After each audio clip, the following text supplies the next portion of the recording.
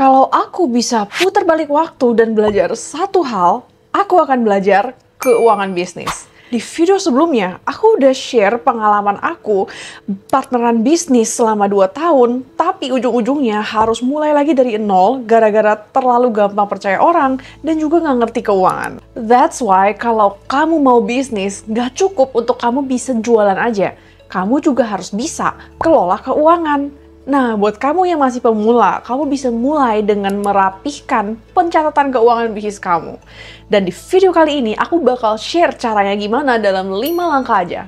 Let's go! Sebelum kita bisa atur keuangan bisnis, kamu harus atur rekeningnya dulu. Nah, peraturan nomor 1 dalam keuangan bisnis adalah pisahkan rekening bisnis dengan rekening pribadi.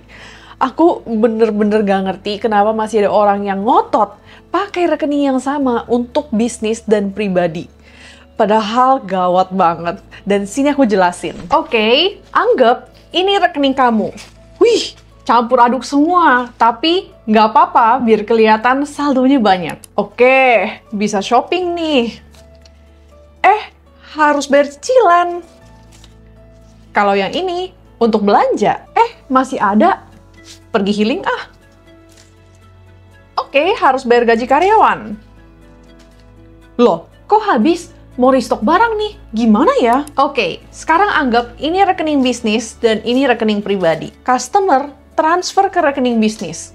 Kamu bayar gaji karyawan pakai rekening bisnis. Kamu juga restock barang pakai rekening bisnis. Untuk shopping, bayar cicilan, dan keperluan pribadi, semua pakai uang pribadi. Nah, sekarang atur duit bisnis dan atur duit pribadi gampang nggak? Kelihatan nggak uang pribadi kamu sebenarnya berapa dan seberapa besar kemampuan bisnis kamu untuk bayar transaksi bisnis? Udah paham kan ya? Nah, tapi waktu itu ada yang tanya ke aku, kalau rekening bisnis dengan rekening pribadi itu dipisah, berarti rekening pribadi nggak nambah-nambah dong? Business owner-nya dapat duit dari mana? Nah, di poin kelima video ini, aku bakal jelasin sistem bagi hasil dan cara sebenarnya business owner dapat duit dari bisnisnya. Jadi, jangan kemana-mana dulu ya. Nah, tapi sekarang yang paling penting adalah please jangan lagi ngotot pakai rekening yang sama untuk bisnis dan pribadi. Lebih baik, pas begitu mulai bisnis, langsung buka rekening baru. Nah, kalau kamu udah siapin rekening khusus untuk bisnis, kamu bisa lanjut ke langkah berikutnya, yaitu catat transaksi. Oke, selama bisnis berjalan, kamu harus mencatat semua transaksi yang terjadi, lalu sortir transaksi tersebut. Nah, apa saja yang harus dicatat selama bisnis berjalan? Ya, simpelnya catat uang masuk dan juga uang keluar untuk di tahap ini ya. Nah, untuk uang masuk, kamu harus catat dari mana aja. Apakah dari penjualan customer, dari DP, dari kamu jual aset, lalu jumlahnya berapa, dan tanggal transaksinya berapa. Nah, untuk uang keluar juga sama. Nah, kamu belanja apa atau bayar apa? Apakah bayar tagihan, bayar supplier, restock barang? Nah, dan juga jangan lupa untuk catat jumlahnya berapa dan juga tanggal transaksinya. Nah, sekarang catatnya di mana? Oke, ada opsi gratis dan juga opsi berbayar. Nah, untuk opsi gratis, kamu bisa catat pakai Excel atau Google Sheets. Dan jujur sampai sekarang pun aku masih melakukan pencatatan keuangan pakai Excel. Nah, untuk opsi berbayar, atau mungkin bisnis kamu lebih complicated gitu, pencatatan keuangannya, misalnya kamu bisnis F&B kayak gitu, kamu bisa pakai sistem atau software yang berbayar. Contohnya, Mercari Journal atau Akurat. Dan by the way, ini nggak di-endorse ya. Nah, biasanya pebisnis pemula akan stop di sini aja. Habis catat uang keluar dan masuk, ya udah dibiarin kayak gitu. Padahal uang yang keluar dan masuk dalam bisnis itu perlu dikategorikan. Tapi sebelum aku jelasin caranya, kalau kamu suka belajar tentang bisnis atau keuangan, jangan lupa untuk like dan subscribe biar kamu nggak ketinggalan video berikutnya. Oke, poin yang ketiga adalah kategori transaksi. Nah, kenapa transaksi bisnis itu harus dikategorikan? Ya, simpelnya karena nggak semua uang masuk ke bisnis itu boleh kamu anggap sebagai sales, dan nggak semua uang yang keluar itu memotong profit. Nah, kita bakal bahas dari uang masuk dulu ya. Nah, biasanya aku bakal kategorikan uang masuk ke sales dan non-sales. Bedanya apa?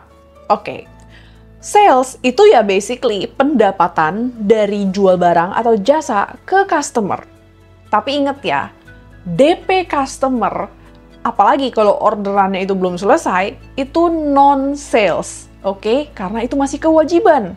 Nah, tapi setelah kamu udah menyelesaikan orderannya, baru DP customer tersebut beserta pelunasannya dianggap menjadi sales. Lalu, uang masuk dari sumber lainnya selain dari customer, seperti kamu jual aset, kamu dapat duit dari investor, kamu dapat duit dari modal usaha, atau ownernya setor modal. Nah, ini semua transaksi non-sales. Itu uang masuk, dan sekarang kita bahas uang keluar. Nah, biasanya uang keluar aku bakal kategorikan ke 4 kategori ini. Yang pertama, HPP, yang kedua, biaya operasional, yang ketiga, CAPEX, dan yang keempat, financing. Bedanya apa? Nah, kita bakal bahas dari yang pertama dulu, yaitu HPP. Nah, HPP itu sebenarnya variable cost business, kayak gitu. Pokoknya, kenapa namanya variable cost? Karena angkanya akan naik turun mengikuti sales. Jadi kalau salesnya makin banyak, HPP-nya juga makin naik. Kalau salesnya sepi, HPP-nya juga nggak banyak, kayak gitu.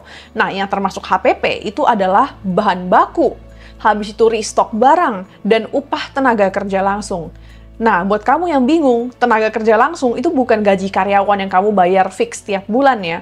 Nah, tenaga kerja langsung itu upah yang kamu bayar itu per output atau per jam atau per project, pokoknya angkanya itu variable, mengikuti output atau sales. Nah, yang kedua itu biaya operasional. Nah, ini adalah fixed cost business.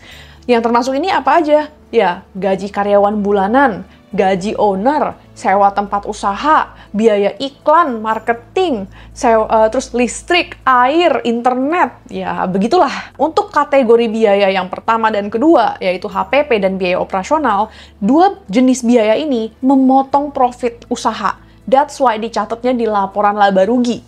Nah, untuk kategori ketiga dan keempat yang bentar lagi akan aku jelasin, dia tidak memotong profit. Oke, that's why dia dicatatnya di laporan cash flow, karena dia memotong cash tapi tidak mempengaruhi profit. Oke, kita masuk ke kategori biaya yang ketiga, yaitu CAPEX. Nah, CAPEX ini apa? Ini adalah transaksi bisnis yang berhubungan dengan aset.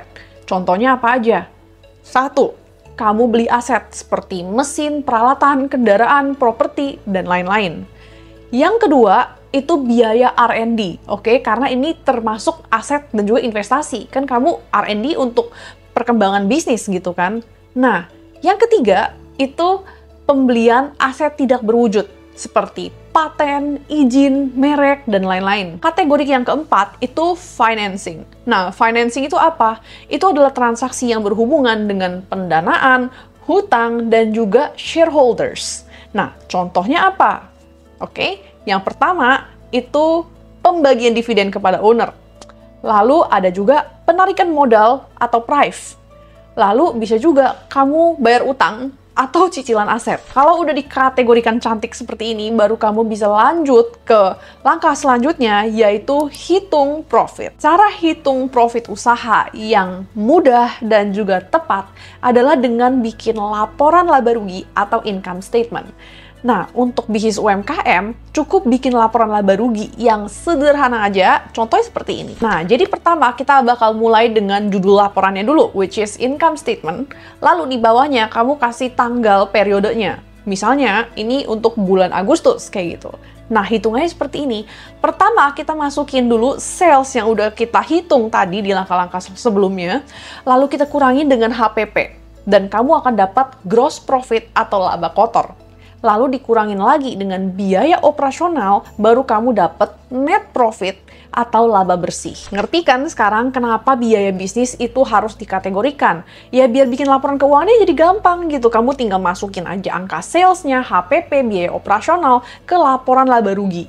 Nah, untuk transaksi yang CAPEX atau financing, itu masuknya ke beda laporan ya, laporan cash flow. Oke, keuangan bisnis udah dicatat dan profit juga udah dihitung, kita bisa masuk ke bagian yang paling seru, yaitu business owner dapat berapa. Eits, tapi sebelum itu, kalau kamu serius mau belajar cara bikin laporan keuangan, kamu bisa cek link di description dan ikut kelas Small Business Finance, karena di situ aku udah share ilmu keuangan bisnis untuk UMKM selengkap-lengkapnya, termasuk tutorial cara bikin laporan keuangan dari awal sampai laporannya jadi cek link di description ya. Oke, sekarang waktunya untuk kita ngomongin cuan dan sistem bagi hasil untuk owner. Oke, kita balik lagi ke pertanyaan yang ada di awal video, yaitu kalau keuangan bisnis dengan uang pribadi itu dipisah, berarti uang pribadi nggak nambah-nambah dong. Tenang, nggak kayak gitu. Kalau gitu mah ownernya capek-capek jualan tapi nggak dapat apa-apa.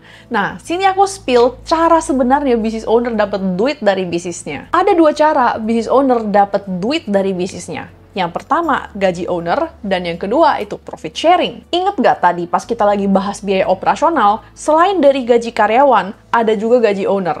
Nah, kok bisa gitu? Ya karena memang business owner dapat gaji dari bisnisnya. Tapi ingat ya, hanya business owner yang keluar tenaga untuk ngurusin bisnisnya atau working partner yang berhak mendapatkan gaji.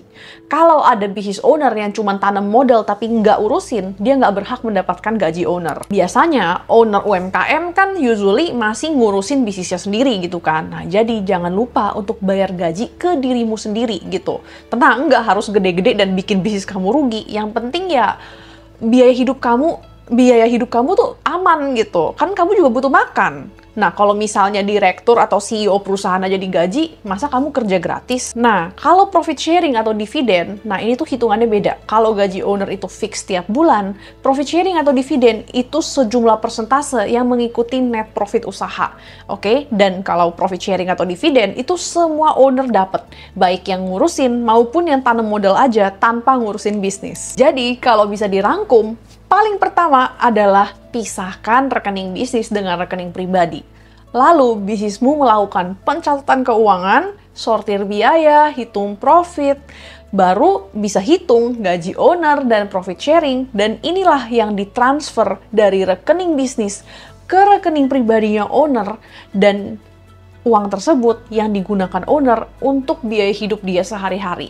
Dengan begini, mengatur keuangan bisnis jadi jelas dan gampang, mengatur keuangan pribadi juga lebih enak. Oke, kalau kamu udah nonton sampai sini, mungkin kamu udah mulai mikir-mikir nih, gimana caranya nentuin berapa besar gaji owner dan juga profit sharing yang dibagikan kepada owner.